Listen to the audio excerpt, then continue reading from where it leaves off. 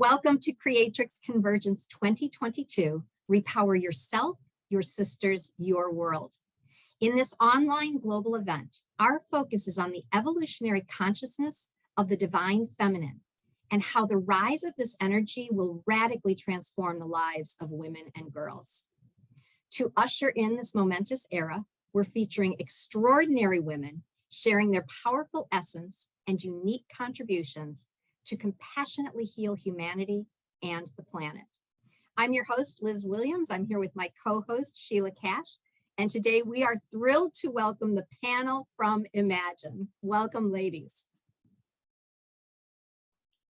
So wonderful to have you. And I want to let our listeners know all about each one of you. So Gail Straub is the executive director of Empowerment Institute, which she co-founded in 1981. One of the world's leading authorities on women's empowerment, she co-founded the Imagine initiative to help women heal from violence, build strong lives, and contribute to their community. Imagine is implemented throughout Africa, India, and the Middle East, where it's impacted over 500,000 lives. Gail is the author of 7 critically acclaimed books. Tejaswi Sevikari is the executive director of the NGO Sahela, a collective for sex workers in Pune, India. A visionary leader working to empower sex workers for the past 26 years, Tejaswi has widely researched, written, and presented her work worldwide. For the past 10 years, she has partnered with the Imagine initiative to deliver agency to thousands of sex workers in India. Dina is the Imagine consultant, mentor, and master trainer for the Middle East and North Africa, MENA region. With more than 20 years experience working with the non-governmental organization NGO sector, Dina is a freelance entrepreneurship and empowerment expert. Throughout all of her work, Dina has built a network of Arab NGOs and development specialists in the MENA region. Millicent Adiamba Joash is the executive director of COP-ED, that is Community Platform for Empowerment and Development, a non-governmental organization in Kenya. Millicent joined the Imagine initiative as a trainee and grew through the ranks to become a certified trainer, mentor, and is presently being groomed as a master coach. Through Imagine, Millicent has delivered personal agency to over 1,200 disenfranchised women in rural Kenya. We are so happy to have each and every one of you with us, ladies. So welcome again. And we are going to ask questions to each of you because we want to hear your beautiful, beautiful voices and hear directly from you about the incredible work that you're doing. So we're going to begin with Gail. And Gail, I'm so drawn to your work because, as you know, this Creatrix Convergence is founded on the 7 pillars of repowerment. And we do believe that the anchor pillars are the most critical. Number 1 being reconnecting to Mother Earth, and number 7 being restoring the sacred or reconnecting to the universe, to the cosmos, to source. And so I'm drawn to what you're doing because you founded the Imagine initiative with the express purpose of exploring human agency as the missing piece in the women's empowerment equation, especially in the global South. 12 years later, Imagine has impacted over 500,000 lives in Africa, India, and the Middle East. So I'm curious if you can tell us more about human agency, because I don't think that's a term that is used in everyday language. It's incredibly important, but most people may not even know what it is. So what is it, and how is it critical to the repowerment of women? Thank you, Liz, and thank you, Sheila. We're all so honored to be with you and so excited to be with all the women who are joining this. And I am particularly honored to be with my extraordinary colleagues, Dina, Teju, and Millicent. So yeah, Liz, this is a good question. You're right. We use the word a lot, but what is it exactly? So I'll tell you how how it's defined, and then I'll tell you why we all think it's the missing piece in the empowerment equation, as we say. So I think the most eloquent definition came from the Nobel laureate, the Amartya Sen. His book, Development as Freedom, is a seminal work in agency. And he said, agency is, quote, I quote, what a person is free to do and achieve in pursuit of whatever goals or values he or she regards as important. This is very simple and profound at the same time. More specifically, he said human agency is people's ability to act on behalf of goals that matter to them. Okay, so this is where Imagine comes in now, Liz. So if we take Amartya Sen's definition of agency, what we found, and all my colleagues with me today know this very well, was that most empowerment, whether it's in the global north or the global south, necessarily focuses on outer programs. So economic empowerment, educational empowerment, political, social, et cetera, et cetera.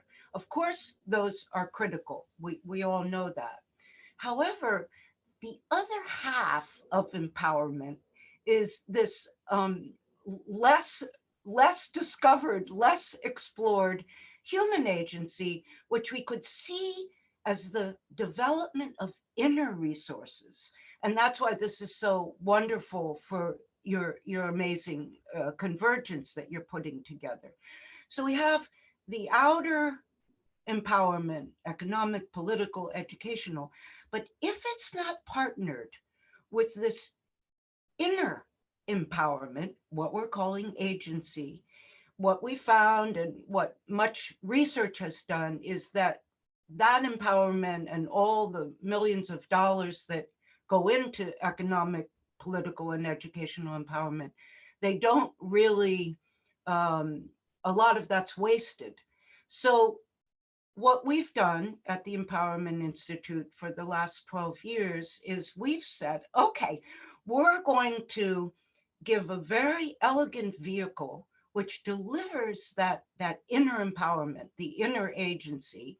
And we do that through a very simple, yet quite profound, and my colleagues will talk more about this, a 4-day workshop called, guess what, the Empowerment Workshop. And that 4-day workshop takes women through 7 key areas of their life.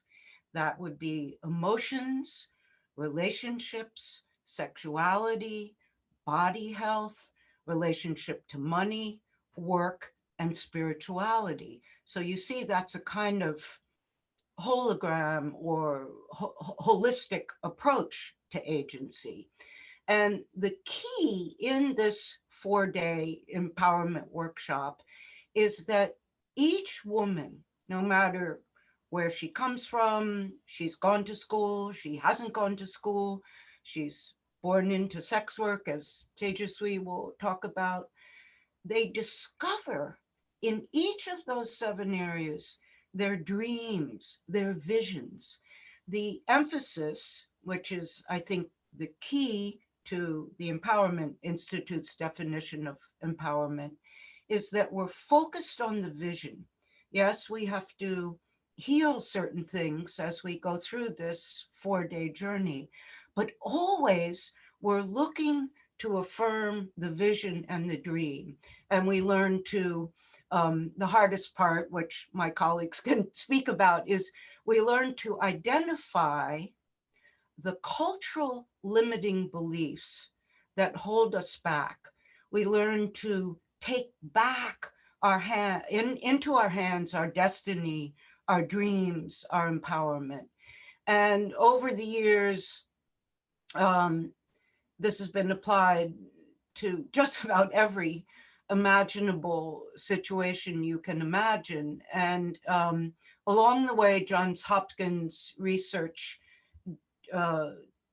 looked and did some impact studies of this 4-day workshop, and they found, as you know, that when the women went through the 4 days, it's a demanding 4 days. I want to underscore that. It takes a lot of commitment.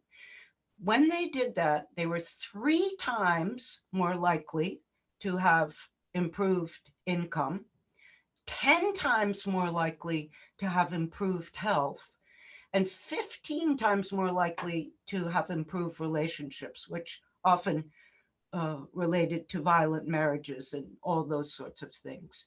So I'm not going to talk too much longer, because really the voice of this movement are my colleagues on the call with me today.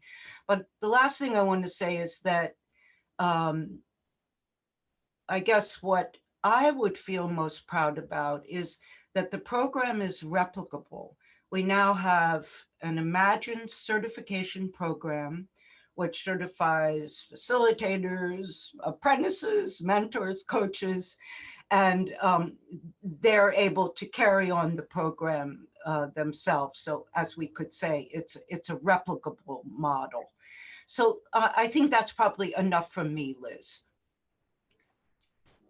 Thank you, Gail. And you just described such a holistic and integral and a scalable model of empowerment for the world. And so I would love to turn to Tejaswi and to talk about human agency in such a profound way here, lending that to the sex workers collective in Pune, India. You are the executive director of the NGO Saheli, where you're working now with the sex workers, and you joined Imagine 10 years ago.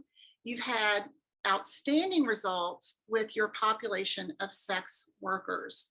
So can you take us a little deeper into why this has been so successful, and what is the most important thing that you and your women have learned that we can share with the world? Thank you. Thank you so much. I'm really honored to be with you and sharing my wonderful experiences working with Imagine and Gail, especially Gail and David, and learning a lot. It's a constant journey of, getting new things and, achieving what people want in their lives. So I think it's a tremendous strength we got from joining Imagine. So Imagine was an important milestone during my search about mental health issues, dealing with mental health issues with women in sex work, because Imagine had impacted more than 1,000 sex workers, their children, and their families. So if you calculate the impact, it is a massive impact on their lives, not only of sex workers, but their entire families as well. We have learned how recognizing the human agency and shift from pathology to vision can change the complete outlook of sex workers toward their lives. From victimhood to a confident woman, getting control on her life slowly, taking decisions and making choices on her own, because that was remarkable. And we were struggling a lot before integrating this entire methodology in our work and training women. Recognition of inner strengths and capacities helped shape their lives and their families positively, very positively. Remarkable reduction in violence, especially intimate partner violence, violence from other stakeholders like from police, from the brothel keepers, that has reduced tremendously into the red light area and in the lives of the women. Economic empowerment, which includes opting for alternate livelihood, improved health, especially improved health lifespan of the women who are living with HIV and AIDS. For women, reduction in school dropouts of the children are some major achievements. There are so many, because especially it has impacted their lives in so many multi-layered kind of things. It's complete change in their approach towards their own life and towards the society. And ultimately, the perception of society is also started changing, and there is tremendous structural change has taken place in the red light area. You will not find a minor coming into the sex work in red light area. Then the violence from customer has gone down almost to zero. So all those things have made a tremendous difference in more than 3,500 sex workers in the red light area. And we learned that one step at a time, consistent use of empowerment methodology into daily lives of sex workers, support group formation and follow-up is the key to the success of Imagine in our. So I was trying to explain what we have learned and what women got impacted with the empowerment methodology, because we have integrated, not only we are training, but integrated the empowerment methodology in our day-to-day work. And so it has impacted more than 1,000 of sex workers, their children and their families. So, and they have gone through tremendous positive changes in their lives.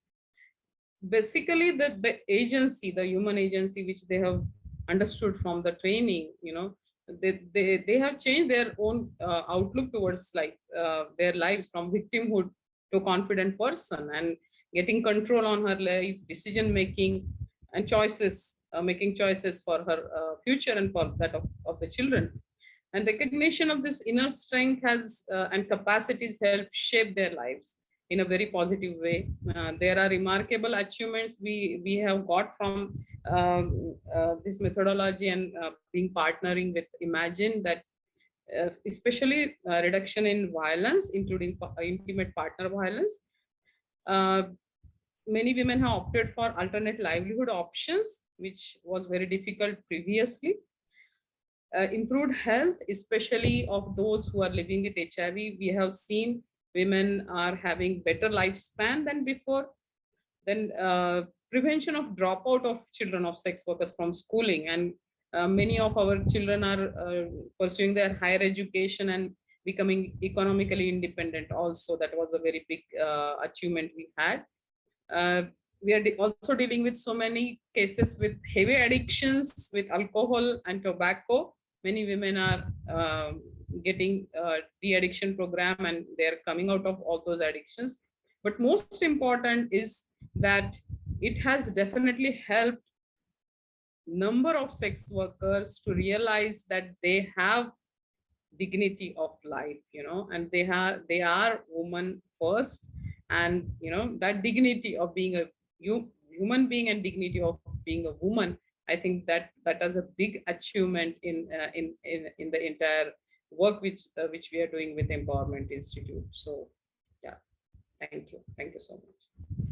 Thank you so much, Tejaswi. That was magnificent. And I love how you point out that the inner work, this remembering really of their own inherent worth and dignity impacts all of the outer, the economic empowerment, the education, the health outcomes, everything is impacted. And additionally, the theory is, and some will argue that it's not true, but I always believed it's true, that when you do this for women, you impact not only them, but their families, and as you've shown, their communities, the perception of women in the community.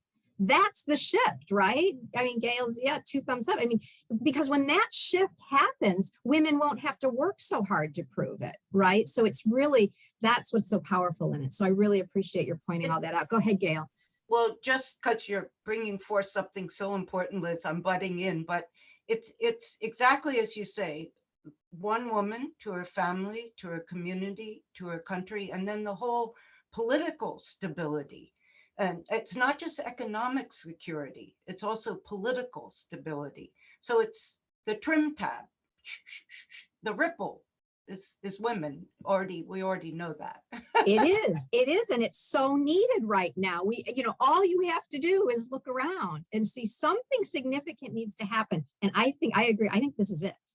So thrilled to have this conversation. So let's move on to Dina. Dina, you are the Imagine consultant, mentor, and master trainer for the Middle East. 10 years ago, you were the first trainer from the Middle East to join Imagine, and you pioneered the way. In a region with diverse communities, religions, and cultures, as well as major conflicts, how has Imagine adapted so that it was relevant and effective? And just, I'm sure you had specific challenges that you faced, definitely in the area you're in and with the view of women in that area. How, how did you overcome that? So I'm just going to let you go ahead and tell us all. Thank you for giving us this opportunity to share our experience as persons first with Imagine and how our life was changed, and then talk about the others that we support them in bringing the life they want into real.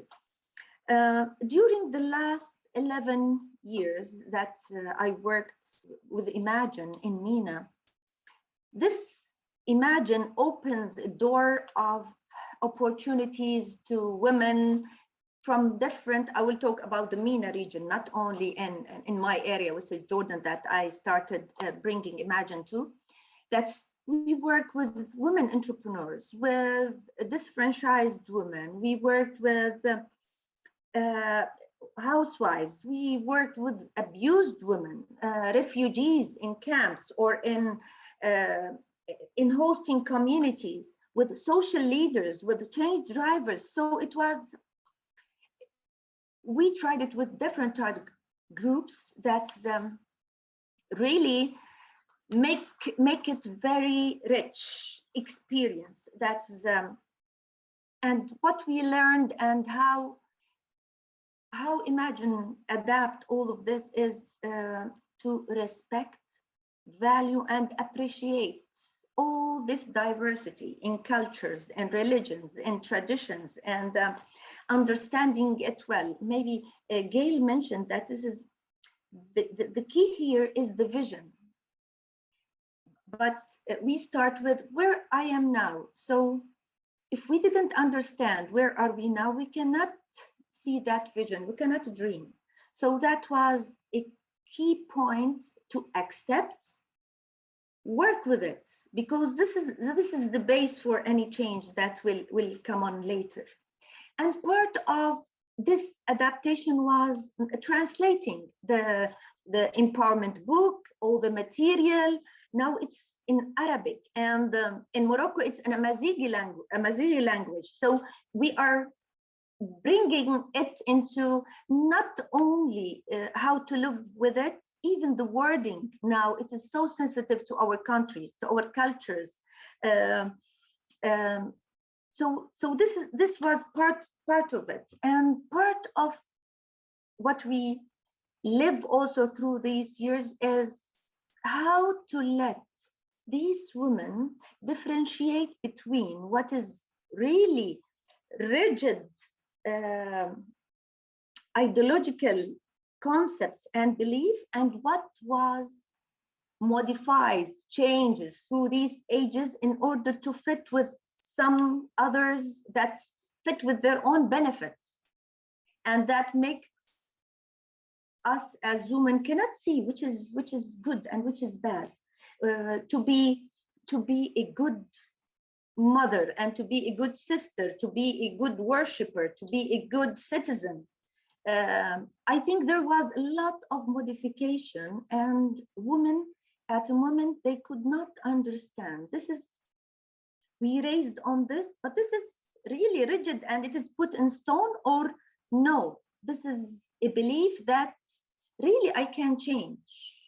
And this is, so this was part of what we do, is how to differentiate and make space for options. It is not either or. It's bringing options and see where I am now in a good way and in a real way. So that was of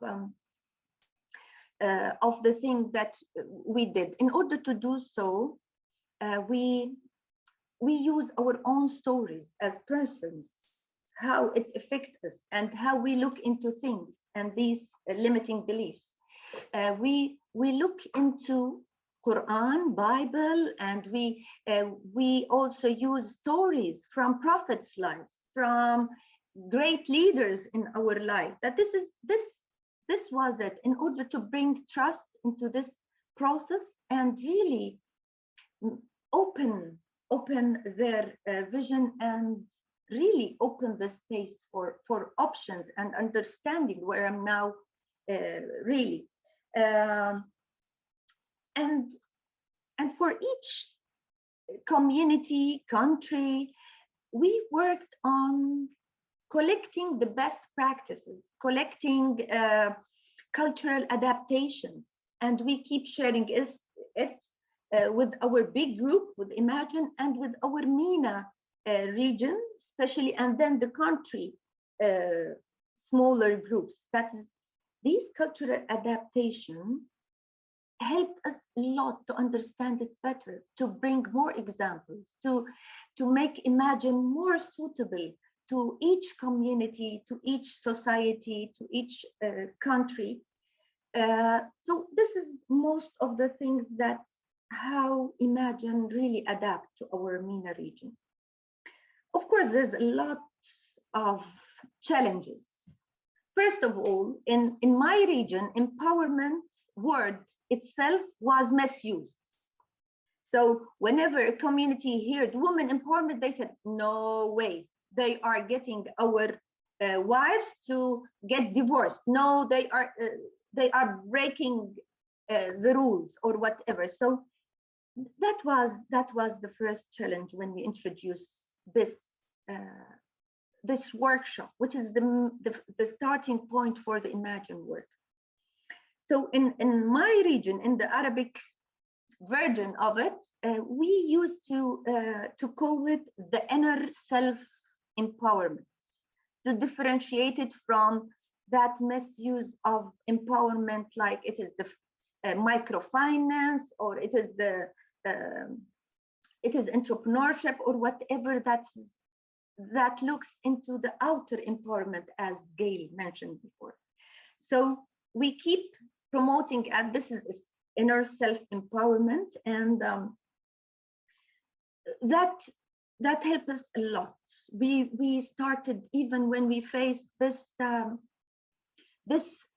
refusing the concept from men and from the community, we did very short introduction sessions to these men and the family members in order to let them understand what we are talking about. We need the support, because even when this woman leaves the workshop and start implementing this on her own life, she needs the support, and she needs the people around her to understand and appreciate that, and not to reject it. No, to appreciate that this is good for her and for people around her. So these men who and young women and men, when they started these short sessions, they asked for a full workshop for themselves. So we started doing it for men and for young people, especially before volunteering, doing some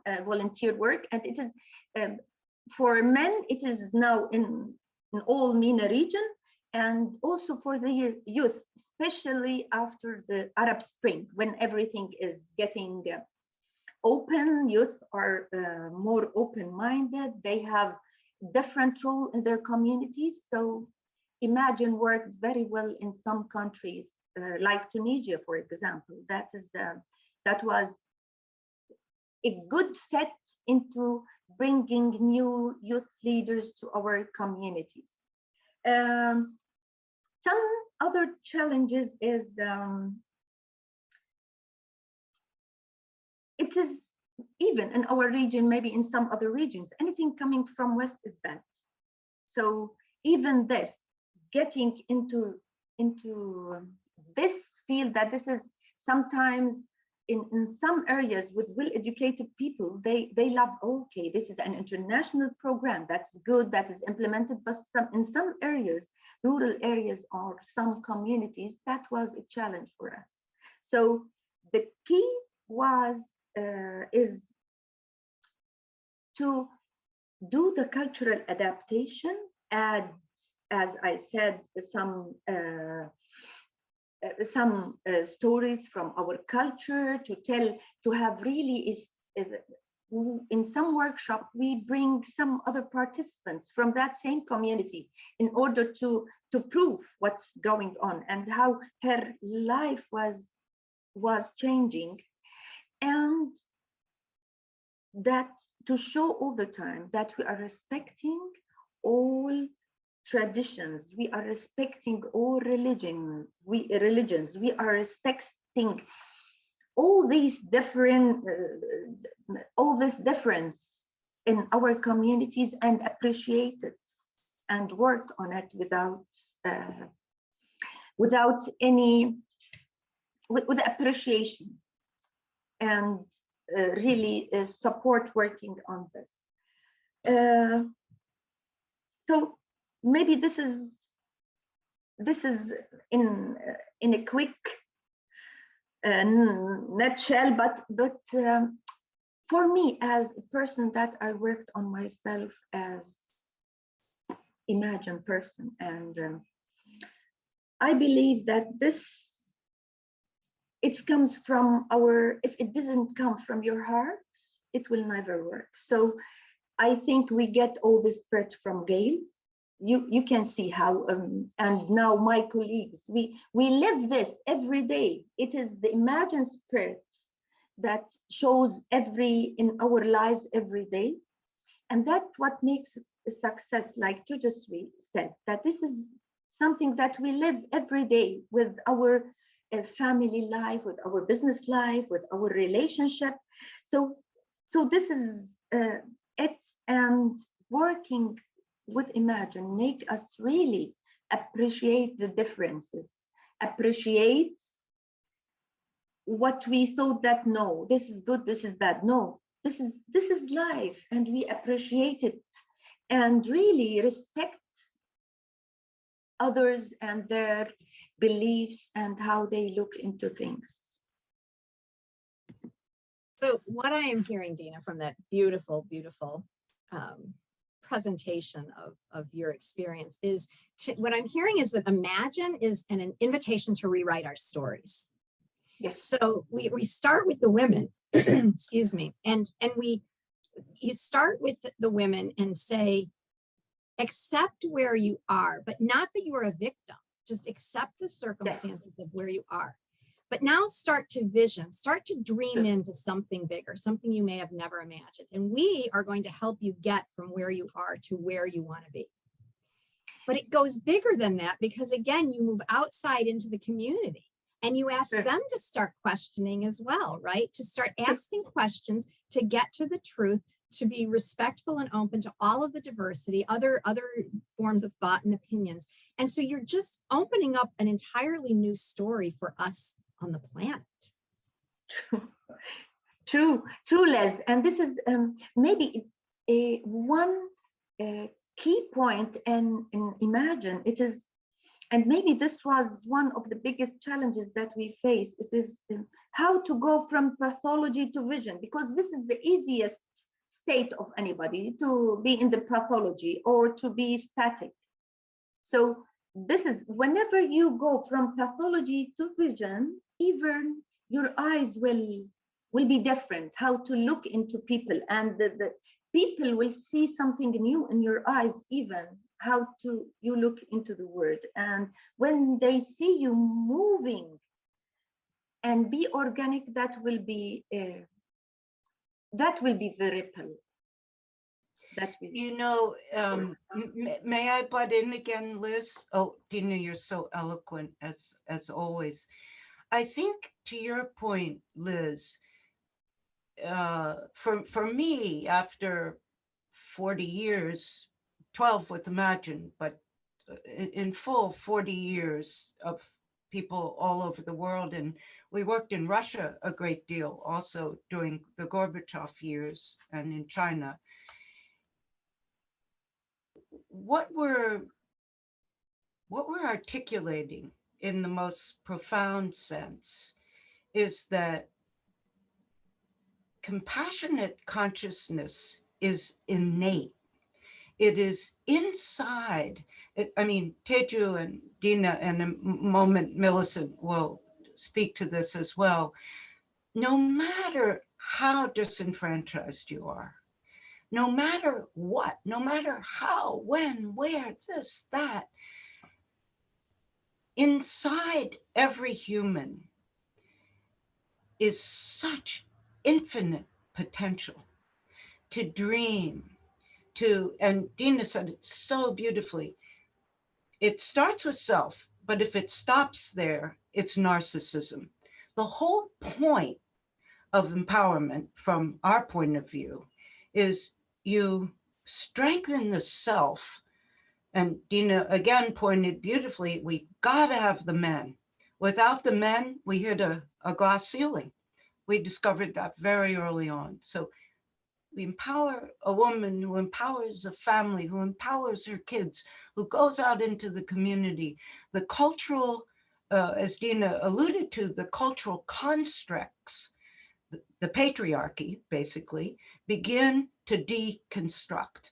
And then this innate consciousness can ripple out and diffuse. So I know a lot of your conference, Liz and Sheila, is about hope. And I think that if we could say anything to the listeners, this intervention that the four of us are speaking about is a bona fide blast of hope. It's a proven, impactful reason for hope. I mean, it's a lot of work, but so what? We all know that. But I want to hear from Millicent because we have a lot going on in Africa as well. Thank you so much for speaking about the visions, about compassionate consciousness.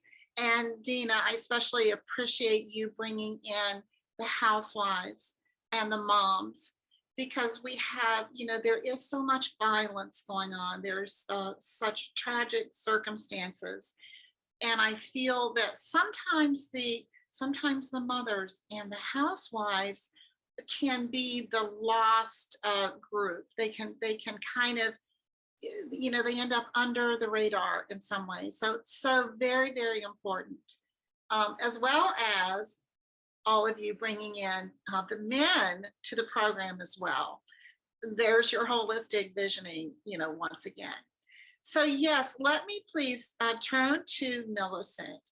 And Millicent, you are the Executive Director of COP-Ed in rural Kenya. And since you joined Imagine 6 years ago, you've trained over 1,200 women already, coming from very difficult, uneducated backgrounds. So can you talk to us and our listeners about how the Imagine work has empowered these women in Kenya? What are some specific ways, or even a specific story of one particular person can you share with us in how this Imagine work has empowered them? Thank you so much. It's wonderful. I count it a privilege to be with powerful women this evening. It's evening in Kenya. So it's really an honor for me to talk about this work in Kenya. I've been working with Imagine for 6 years now, and a community platform for empowerment and development was a young organization that was starting by then. When I came across Imagine and realized what I could do with Imagine, we did all our programs actually are all around Imagine, because when you make it, we realize when you make it the foundation of your organization, then everything else will be very easy to roll around. So in Kenya, we've been working with disenfranchised women. And so that you may know how the disenfranchised they were, I prepared my presentation on before the workshop and after the workshop, what the women were, so that we're able to really understand the change, the impact that we have realized as a team. Most of these women that we work with never went to school. Some of them have basic education, but majority didn't go to school. They can only write their names, do very little, because of poverty, parents give priority to male children at the expense of the female ones. Some of them were sent to marriage very early when they were still very young, of course, with the reasons to fetch resources for the family. And to some extent, these resources were actually going to be used to educate the brothers of the ladies.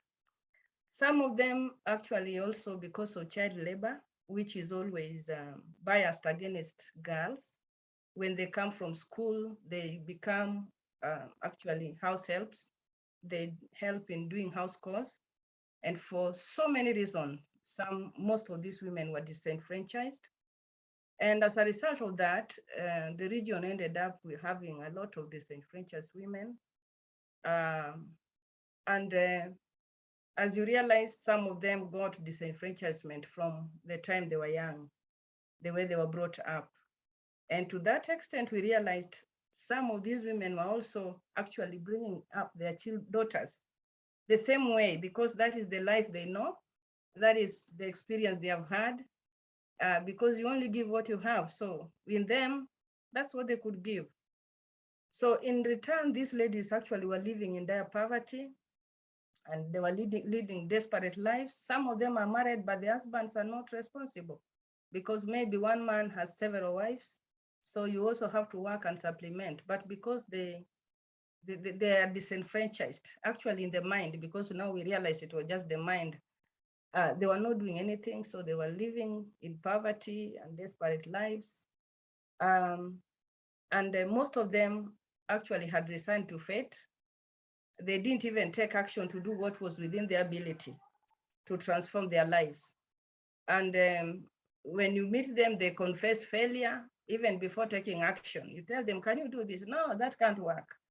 So they are resigned to fate, and they could not even attempt doing anything.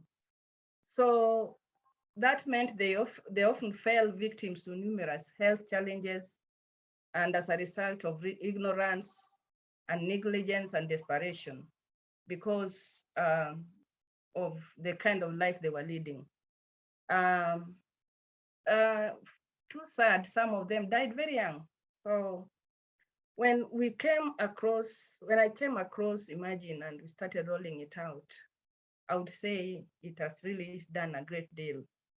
And most of these women that I've just talked about, when they were exposed to 4-day empowerment workshop, they got highly inspired, and they were fired up to make certain moves in life. They could be very basic moves, but they decided, because the workshop actually, as my other colleagues have spoken, is an invitation to look into yourself and see what you're capable of doing. So these women left the workshop when they were able to formulate simple goals, and they left to go and work on those goals to see them come to accomplishment. And they were also able to identify the beliefs that had been hindering their progress. And we talk about transforming the limiting beliefs, the beliefs that you can have a belief that you don't know you have, but it hinders your progress. So in the workshop, they are taught how to look into themselves and identify the beliefs that has become a roadblock into their progress. So these ladies identified, they left the workshop knowing how to identify a belief that has been hindering their growth. So as a result of that, we have women today who have stood up and take leadership in their families. Whether they have husbands or not, they say that I'm a partner, but they are working, they are taking leadership. They don't wait for somebody to decide for them, but they consult. They do what is within their ability.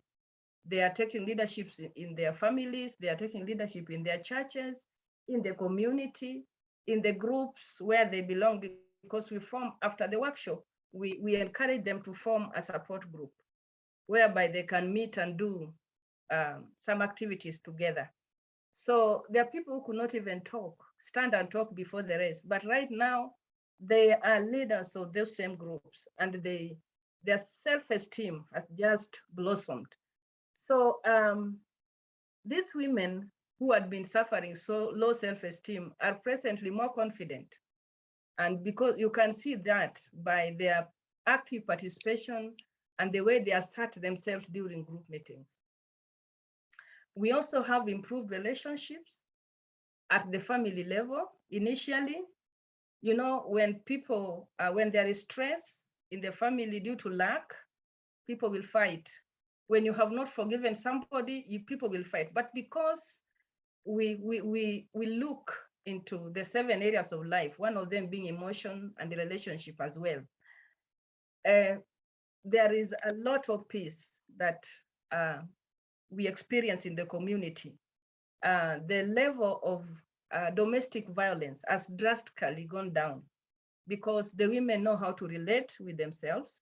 They know how to relate with their husbands better, with their children, and with their neighbors.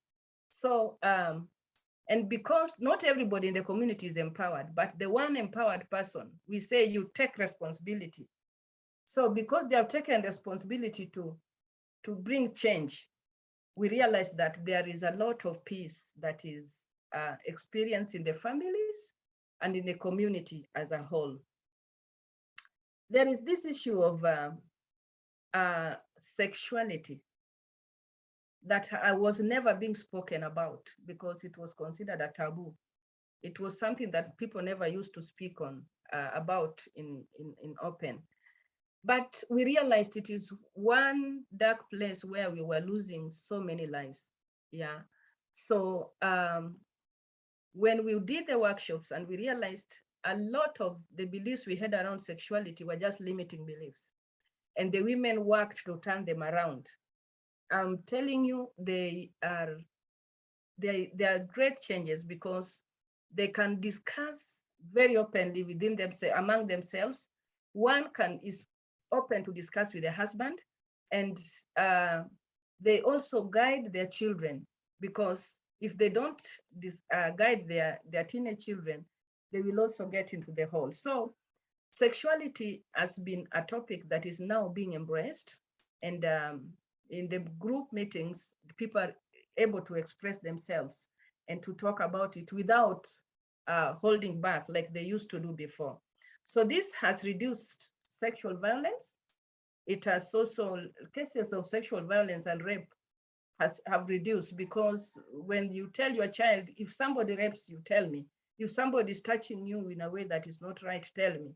So the children will let you know, your teenage children will let you know in advance if somebody is making advances. And for that reason, cases of rape have also reduced drastically.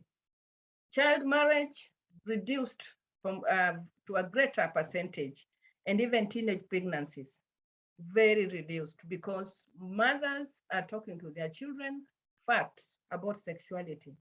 And STIs and HIVs cases are also being taken seriously. If somebody is sick, they get to the hospital to be helped.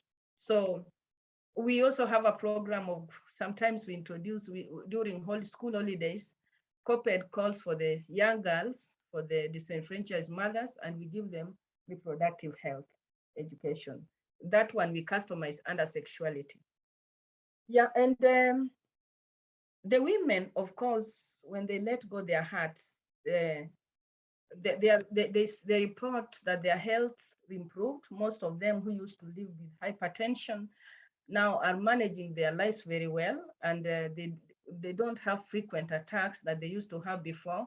Why? Because they have emptied the bitterness that they used to hold, and they're able to love more. They are able to guide. They are able to forgive, because they have realized that when you keep hurt, it hurts you and not the offender. So they have chosen to forgive, and this has also impacted positively on their health. There are rampant cases of people getting hypertension not as it used to be in the past. But even those who are living with the drugs are able to manage their drugs very well. There are no frequent attacks. They're okay. So that is also one. Oh, they also keep, the ladies keep initiating projects among themselves as an evidence that they trust each other now. They can initiate some little projects and they do. Like they can say, we want to buy for one another, each other want to buy for every one of us a bed. Some of them never used even to have beds, but we want to do merry-go-round and buy a bed for each of us. We want to do merry-go-round and buy maybe some cooking, whatever, cooker for each and every one of us. So they start projects among themselves and they do and they finish. So even trust has really grown strong among themselves. And they have discovered what they are good at. And in empowerment workshop, we always tell them, work that which gives you income. It's actually love made visible. When you do what you like doing, you will be energized to do it more, and you put your being into it because that is what you are made for. Because we are all wired differently. Somebody likes singing, someone likes working with hand, somebody likes knitting sweaters. So when you put your work around what you love doing, then that is work is love made visible. So most of them had to reorganize their work. And some of them were doing farming because that is what their husbands told them, that we have farm and you have to farm. But they don't like getting dirty. They like looking beautiful and making hair in the salon. So they changed and went to the salons, and now they're making hair instead of getting dirty, because that one of the farm, they didn't like it and it was not giving them any good proceeds. So right now they are doing what they love doing, and the proceeds, even if it is small, but it is very valuable to them. So they are happy because they are doing what they love doing according to work. And even their relationship, even at church, most of them are very committed because one, they now understand that each and every person has a purpose. And for you to get this purpose, you have to be closer to a higher power. And most of them are doing better in church. And as I said earlier, some of them are leaders in church just because they went through empowerment workshop and they have realized they have something to offer. It's not what they used to think of themselves, like they're nothing, they are not educated, they are not good for nothing, they have nothing. But right now, they are very encouraged. Some of them go to church. There are those who are church leaders. And the first part that I've realized grows very fast is the part of income. Maybe because of our model, because when we train them, after the workshop, we help them start what we call table banking. Table banking is an initiative where they come together and save some, they can agree to save maybe $1 every week. So when they meet, they put together their savings, and then somebody can take a loan, a soft loan from there to go and use, then brings back with an interest. But at the end of the cycle, which actually goes after 1 year, whatever you brought as interest is your money, is your savings. So you are given that as a dividend. So we encourage them to start that, because it's not that they have nothing totally, it's just that they don't know how to save. So that gives them, we help them grow what we call saving culture. So when they come together and every week they put together, they share out. So they are able to get a capital. Those who don't have capital can pick money there to go and start their small businesses and refund. And even as you refund with interest, that is your money at the end of the cycle. So that money grows, income grows very fast, especially for our groups, and that brings them together. And as they come together, they also share with one another, because when they come out of the workshop, every person goes with the visions that they want to pursue. So they challenge one another. How far are you with your growth process? So that also helps them to meet and share their growth process, as well as also do what we call table banking. So here, out of that, these women have, some of them have, are paying school fees for their children. Yeah, those, you realize a woman has never taken her child to school. The first two maybe went without education. They just got basic primary education, because in Kenya, primary education is what is free. From secondary, you start paying. So some ladies, especially widows, those who had lost their husbands, when the children reach the age of going to secondary school, they don't go, they just remain at home, or they give them out to do child labor for others to pay them. So there is a lady whose two children the first two had never gone to secondary school. But when she joined table banking after empowerment workshop, she's now educating her children, and one is already in the university. Another one, I think two are in secondary school. And she's saying, if I wish I got this early enough, because all of I've discovered that I can educate a child in secondary school. So most of these women also are able to help provide family needs. So they never remain hungry waiting for the man to bring in the evening so that they can go buy food and eat. But they're able to work and also bring their own income to support the family, which has also contributed to stability and peace in the families. Yeah, so the last part of my question was, what is the main learning that the women and I have had? We've learned so many things, but the most outstanding thing that we learned is that it is possible for one to choose to fashion their lives as they want it.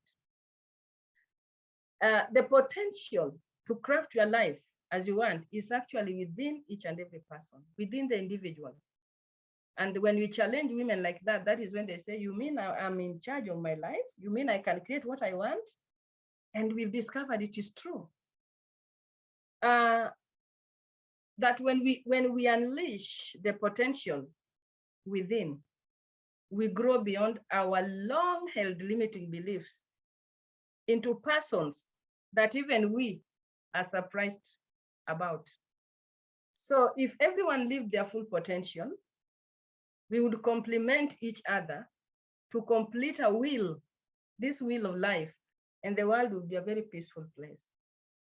So I thank so much the Empowerment Institute, because it gave us the ability to discover that there was a forgotten lot. But this forgotten lot has become a very great army for change. Thank you. Oh my, Millicent, that was magnificent. I can't even recap. There's so much richness there, and I'm not even going to try. But what I am going to say is, you touched on something at the end that has always been my belief, and I think my deep dream, is that if every individual on the planet was able to reach their full potential, use their unique gifts, exactly what you talked about, we would have peace on earth. And what I'm seeing in this program, I mean, as you described the shifts that have happened for these women and their families and their communities, you are giving a vision of peace on earth, what it could be like, what it's meant to be like. And so I thank you so much for placing that into the field. It's magnificent. And I think we're on the way there. I think with programs like this, with women stepping into leadership, we are going to get there. So I thank you so much for sharing all of that, Millicent. Thank you. Thank you so much, Sheila. And I'm going to go. Please. Yes. Thank you. Yes. Thank you.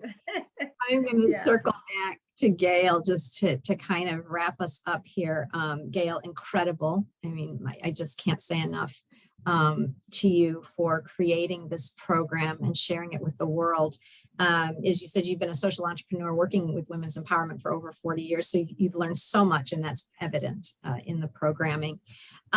And I would just like to touch on a couple things. One is, first of all, just circling back to the impact that you note. I'm a huge, huge proponent of impact and measuring impact. And you've done that.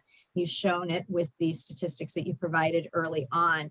And you've also been able to scale this to some extent. And obviously there's potential to continue to scale it. And I think you even have some things that you're working on right now. So I'm curious just a little bit more of what your thoughts on how this can be scaled, it sounds like this is a program that other nonprofits or social enterprises or NGOs could incorporate into their existing programs.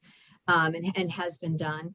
And just any other thoughts that you would like to share with anyone who's interested in the empowerment of women, or the repowerment of women, as I say, and perhaps starting an organization or somehow getting involved, whatever you'd like to share to close us out, Gail. Well, first, thank you. Thank you so much. And I think, you know, scaling takes time. We work with, this would be, I think, relevant, Liz and Sheila, to your listeners. Takes time, it takes money, but it's doable. And we use a process called the social diffusion.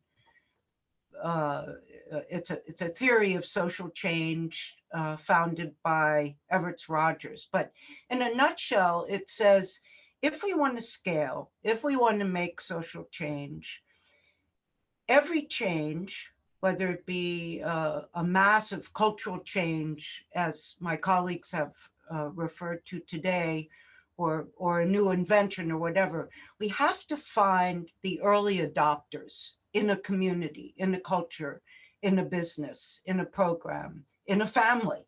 And the early adopters are the people who likely will be tuning into this amazing conference. That's about 15% of the population. They're the visionaries, they're the people who come in to do the consciousness work. We start with them because they're going to be the most effective people in diffusing the program. That goes back, Liz, to your question about scaling.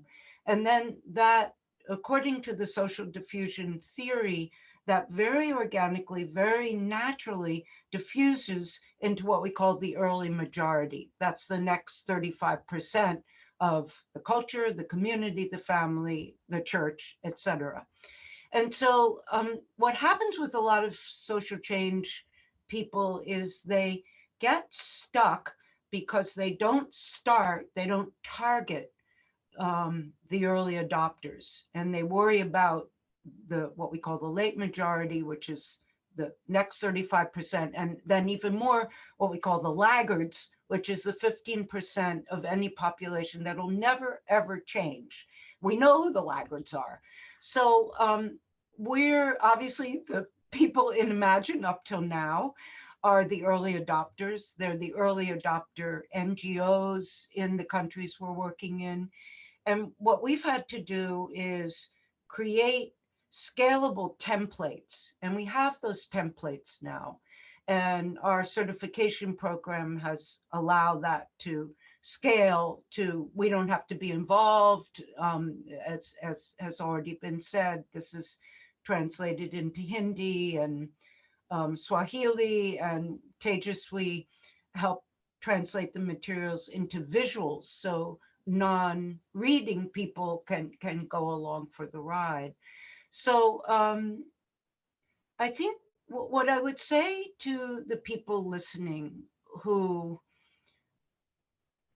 are interested in the change that we need in the world, we all know what those changes are, so I don't need to articulate those.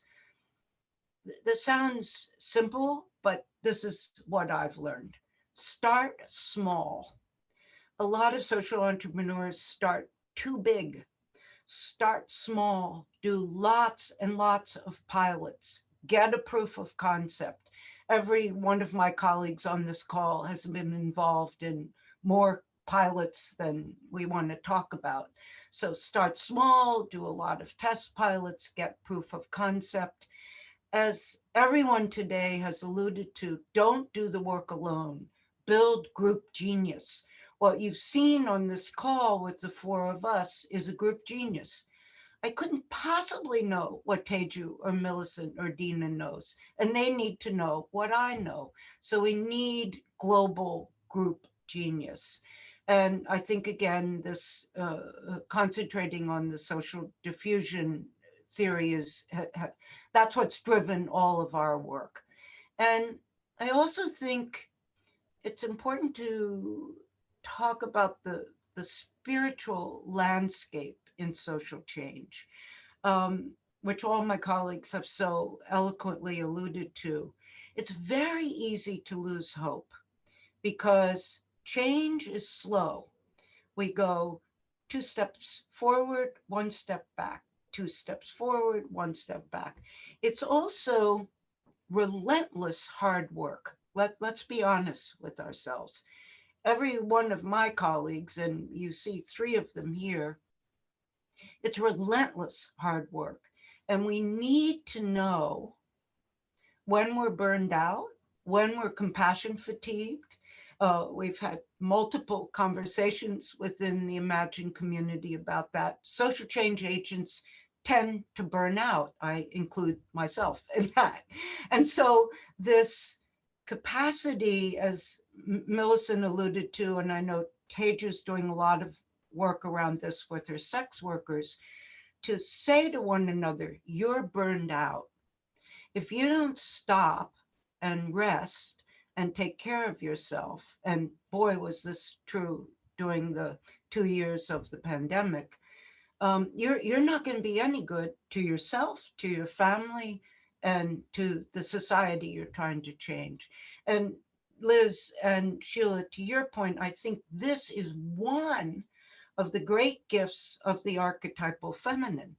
It says it's not just exterior impact.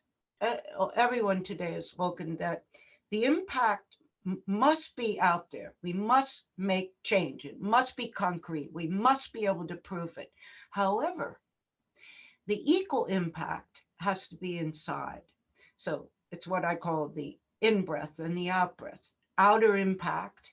And then Dina spoke to this so beautifully. You have to keep going back inside to your internal consciousness, to the archetypal feminine, then out to the impact, the archetypal masculine.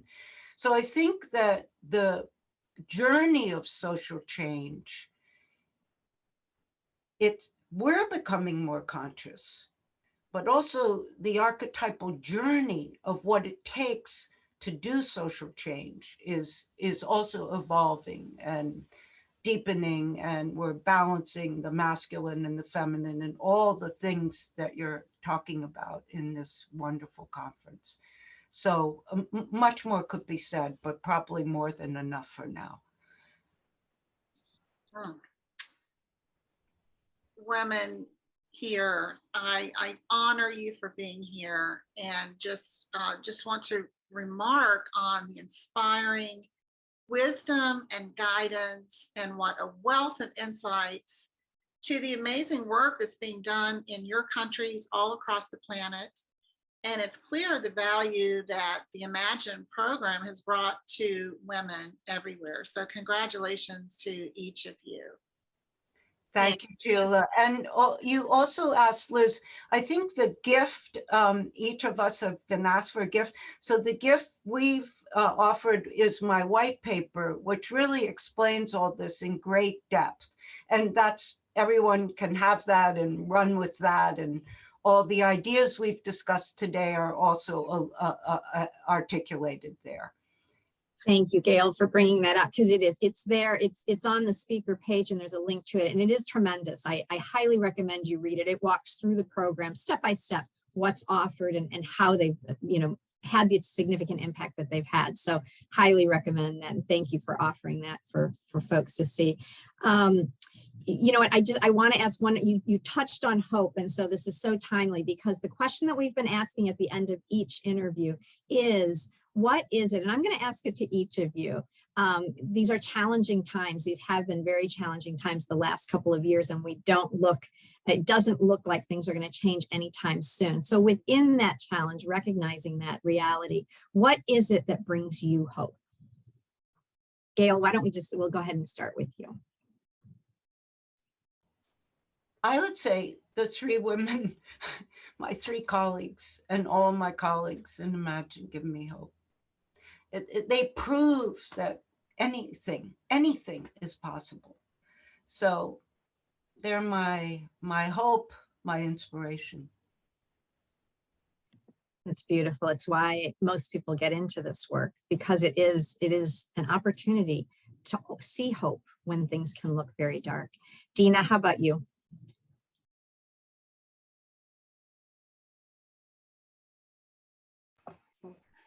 Uh, although there's big changes, but there's a big hope. Wherever there's a change, there's a hope that better is coming. So this is how to be organic. Hopefully, better and the best is coming with these changes and with these difficulties that we are living. Beautiful. The idea that the breakdown is actually going to lead us to something better. I agree with you. Millicent?